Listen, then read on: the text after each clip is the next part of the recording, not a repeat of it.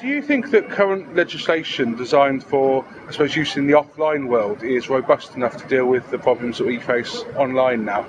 Well, I think the great benefit about the internet is that it's constantly changing, it's constantly evolving, there's new innovations that are coming around. So I think legislation, guidance, regulation needs to be able to respond to that. So straight answer to your question is there needs to be more needs to be done. Yeah. So I'm thinking, say for an example of a case recently on Twitter where the guy was abusing the footballer that collapsed, and how he was given 56 days in prison. So do you think the legislation designed for dealing with, I think he was accused of inciting racial hatred, the comments he made when looked at in the public sphere of Twitter seem incredibly harsh, but you think, well, if he said it in the pub or if he said it in the street, perhaps he wouldn't have been sentenced to 56 days in prison. So is the legislation almost working against people online and creating a divide between the level of sentencing given out to crimes committed online against crimes committed in the sort of physical world? I think society and community needs to come to terms with what is public and what isn't. And I think because Twitter in particular has taken off in such a big way, Facebook over recent years, people think they're putting something, they're talking just to their friends, but the reality is they're not. And if someone shouted something racist in the street on the top of their voice, then yes, quite obviously there would be charges against them. If they said it privately to their friend, the likelihood is that there wouldn't be charges against them. So we need to, the society and communities need to come to terms with when is it blatantly public and when it isn't. And I therefore think that we've got to get to a position whereby the law recognises when things are racial. Was there an overreaction in the case that you mentioned?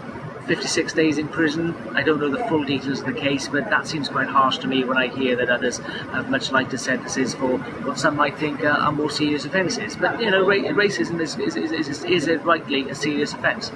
So I think that case will have served an important purpose in setting a precedent, not necessarily because of the prosecution that's come out of it, but in sending a message to Twitter users, to Facebook users, to anyone who wants to put something online, that you've got to take responsibility with it. There's another example I'm thinking of as well, where it's a fairly recent case. A guy said something along the lines of he wants British soldiers to die. It wasn't aimed at any particular soldier. It was made as a sort of sweeping statement on Facebook within the sphere of his friends. So it wasn't a public statement as in anybody in the world could see it. It was a sphere within the friends. But it was then shared and commented on. It was actually Facebook that shared that comment as opposed to him that shared the comment to a wider public, and that was what caused the outrage. Now I believe he was given 250 hours community service. But is there a case to say that actually in fact that shouldn't be considered a fully public statement in as much as, say, sending a tweet, which will be a fully public statement? Well, and I think that's another good example. I don't know the details of the case, but it's a good example of how community and society needs to understand what is public, what isn't public, and the law needs to be able to reflect it as well. Now, was that a harsh sentence, 250 hours community service? Possibly so, bearing in mind the context in which it was intended. But these things also have a habit of having a huge public outcry behind things, which I got no doubt places public pressure on those that are casting judgment and on the police authority, the police force.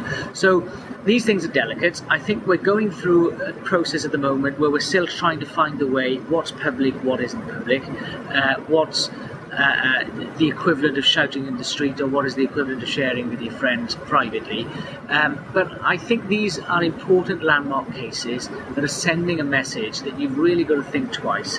You've got to act as though what you put online is going to be shared until that equilibrium has been found about what is deemed to be acceptable and what is deemed to be unacceptable. And do you believe that, is there the chance that until that equilibrium is found that perhaps there's a risk that free speech will start to be stifled in as much as people think, well, I best not say this. They might say something intended as a joke, or they might say something in a moment of anger that they later regret. if they'd said it in person, it might be more understandable. But when there's a permanent record of them having said it, it's treated more harshly. And well, I think that's a good point. I don't believe that free speech has been stifled at the moment, but should there be several cases along the lines that you've talked about, I would be worried if we hadn't come to that equilibrium of what's acceptable, what's unacceptable, that case after case after case would then make people think twice about posting something. But the sorts of comments that have been posted, I don't think that was free speech. I just think that they were quite abusive comments, and therefore we need to get to the situation of that equilibrium which will provide the balance where society itself acts in a way of shunning some comments that they don't like, or even then leads to a position where it encourages prosecution, where the law has been clarified in some of these cases, where it leads to a prosecution if it is something that's blatantly abusive and intended to cause damage and intended to cause harm. Okay, lovely.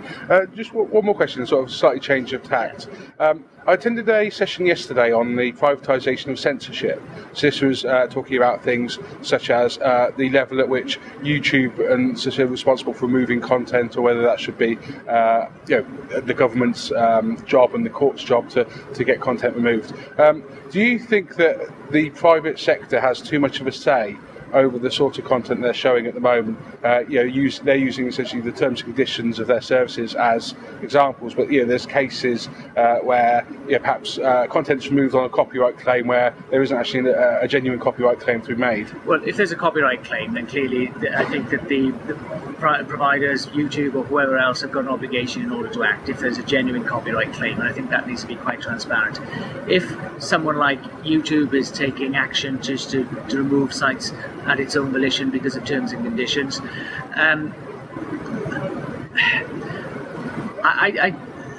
I don't yet know what the details of the cases that you're talking about are, because I can understand one argument that YouTube, it's their channel, they can do what they like with it, and we need to respect that.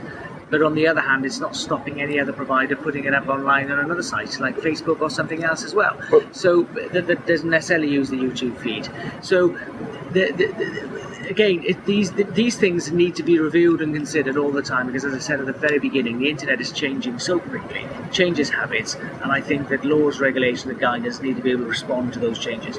Well, so the example one of the speakers gave was so that essentially companies like YouTube and things like that, they're more likely to get if a company says, right, this is breaching our copyright, they might not even view the video, they'll just remove it because it's not worth their hassle to then take it any further. And when you've got a company, someone like YouTube, who essentially has a monopoly on the online video market, is there a chance that perhaps this might be abused, that people, something that might be perfectly legitimate content but is perhaps slightly negative towards their company or their organisation, they'll get it removed on a copyright claim, knowing that there's no chance that YouTube are really going to bother, or not necessarily YouTube or Facebook or any of these monopolised companies. There are two issues there. One is the copyright claim, and I think that there needs to be a swift, transparent process in terms of removing copyright, and appropriate sort of checks being made in order to deliver that. And then maybe an obligation needs to be on the other to prove that their copyright has been infringed, rather than YouTube sort of investigating it themselves. So I think that's possibly one way around. The other point you make about YouTube having a monopoly, well, of course, the great benefit about the internet is there is no monopoly, because there's nothing stopping someone setting up a MeTube instead of a YouTube. Who knows? It might already exist that I don't know about. So therefore, there is no monopoly, and therefore I think it's difficult to force private providers to do things unless it's in relation to genuine legal issues like copyright. Well, if with the example of YouTube, for instance, I don't know the exact statistics, but I wouldn't be surprised if they had more than 95% of the market of online video in terms of the number of views they had. And if they were an offline company, say a computer company that had 95% of the market, wouldn't they then be considered a monopoly in that industry? Look, YouTube only started, I'm guessing off the top of my head, 5 years ago, within the last 5 years. Yeah, close to 10 maybe, yeah. So, but it's only really taken off in the numbers it has in the last 5 years, partly because technology, broadband's allowed it to sort of to be developed at such a speed. and there's nothing stopping someone else setting up another channel. And I suspect that there is and there will be greater competitors to YouTube as well. And let's not forget that lots of these sites can have a product life cycle of maybe 5-10 years, and therefore there will be that competitive tension that comes from another provider. So copyright issues need to be dealt with appropriately. Forcing providers to exclude content or to include content when there are alternative options available, I think is not right. And we need to be in a position whereby there's choice and diversity through a range of products. Otherwise, we're using old laws on a new technology, and it doesn't necessarily apply.